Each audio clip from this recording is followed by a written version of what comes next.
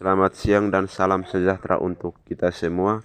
Saya atas nama Melkianus Sonbai, mahasiswa program studi agribisnis Fakultas Pertanian Universitas Negeri Timor. Di sini saya akan menjelaskan tentang teori Heckscher-Ohlin dan contoh-contoh dari teori Heckscher-Ohlin.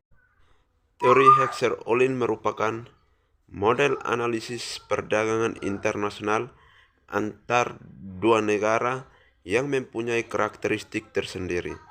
Dari munculnya perdagangan internasional, yaitu ketersediaan faktor produksi dan intensitas dalam pemakaian faktor produksi atau proporsi faktor produksi.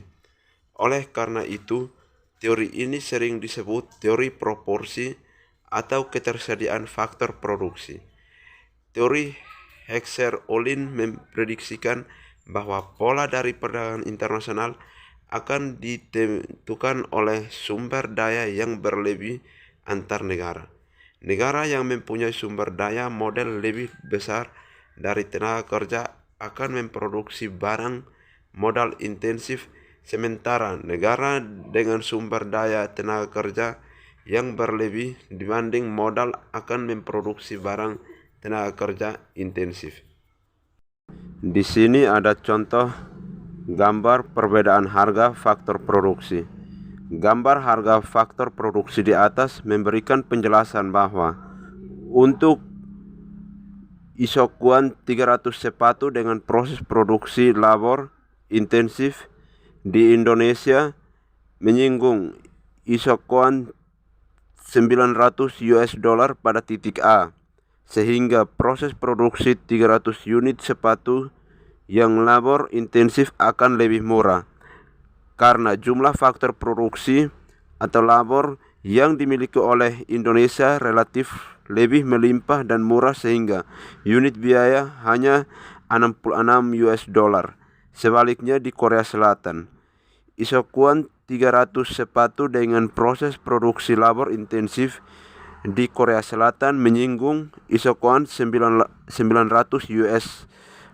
pada titik B, sehingga proses produksi 300 unit sepatu yang labor intensif akan lebih mahal karena jumlah faktor produksi atau labor yang dimiliki oleh Korea Selatan relatif lebih sedikit dan murah, sehingga unit biaya menjadi $10. Heckscher-Ohlin mengemukakan bahwa suatu negara melakukan perdagangan internasional karena adanya perbedaan opportunity cost suatu produk antara negara dengan negara lain dikarenakan adanya perubahan jumlah atau proporsi faktor produksi yang dimiliki masing-masing negara. Ada beberapa hal yang dianggap sebagai penyebab perbedaan harga, misalnya faktor permintaan atau perbedaan teknologi. Negara-negara yang memiliki faktor produksi relatif lebih banyak dan murah dalam memproduksinya akan melakukan spesialisasi produksi dan mengekspor barang. Sebaliknya, masing-masing negara akan mengimpor barang tertentu jika negara tersebut memiliki faktor produksi yang relatif langka dan mahal dalam memproduksinya. Tabel di atas menggambarkan analisis manfaat perdagangan internasional atau gain from trade yang diperoleh masing-masing negara berdasarkan teori Heckscher-Ohlin. Tabel tersebut disusun dengan menggunakan asumsi dua negara, dua komoditi, dan dua faktor produksi, sesuai dengan konsep titik singgung antara isokuan dan isokuan. Masing-masing negara cenderung memproduksi barang tertentu yang paling optimal sesuai dengan produksi faktor produksi yang dimilikinya. Dari tabel tersebut, kita dapat gambarkan tentang penggunaan asumsi teori Heckscher-Ohlin. A. Perdagangan internasional terjadi antara dua negara, atau dalam hal ini Indonesia dan Korea Selatan. B. Setiap negara memproduksi dua komoditi yang sama, misalkan 300 sepatu dan 80 televisi. C. Setiap negara menggunakan dua jenis faktor produksi, yaitu labor dan kapital. dengan jumlah proporsi yang berbeda. Menurut Salvatore, teori Heckscher-Ohlin didasarkan pada asumsi-asumsi sebagai berikut. Yang pertama, hanya terdapat dua negara, dua komoditas X dan Y, dan dua faktor produksi, tenaga kerja dan modal. Yang kedua, kedua negara tersebut memiliki dan menggunakan teknologi dan metode yang sama dalam memproduksi. Yang ketiga, komoditas X bersifat padat karya, sedangkan Y padat modal. Hanya ini berlaku pada dua negara. Yang keempat, kedua komoditas sama-sama diproduksi berdasarkan skala hasil yang konstan dan sama-sama terjadi di kedua negara. Yang kelima, masing-masing negara tetap memproduksi kedua jenis komoditas tersebut sekaligus, meskipun dalam komposisi yang berbeda. 6. Selera permintaan di kedua negara tersebut persis sama. 7.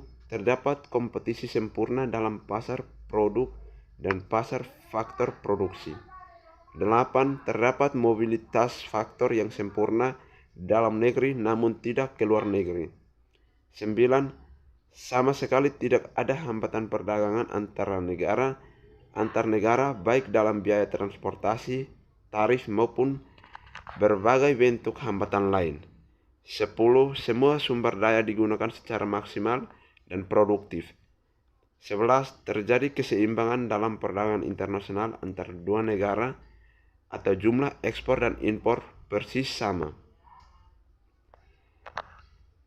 Teori HO menyatakan penyebab perbedaan produktivitas karena adanya jumlah atau proporsi faktor produksi yang dimiliki masing-masing negara, sehingga selanjutnya menyebabkan terjadi perbedaan harga barang yang dihasilkan.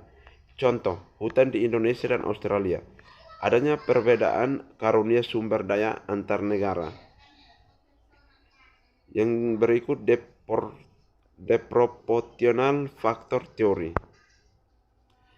Kesimpulan, inti yang mendasari pemikiran teori ini adalah bahwa negara-negara mempunyai selera dan preferensi yang sama, menggunakan teknologi yang sama, kualitas dari faktor produksi yang sama, menghadapi skala tambahan hasil yang konstan, dan tetapi memiliki perbedaan dalam sumber daya alam atau ketersediaan faktor-faktor produksi.